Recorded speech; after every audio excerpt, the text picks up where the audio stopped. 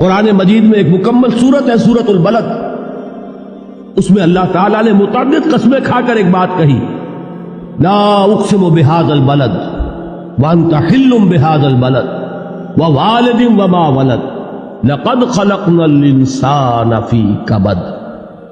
ہم نے انسان کو مشقت ہی میں پیدا کیا، یہ مشقت ہر انسان کا مقدر ہے۔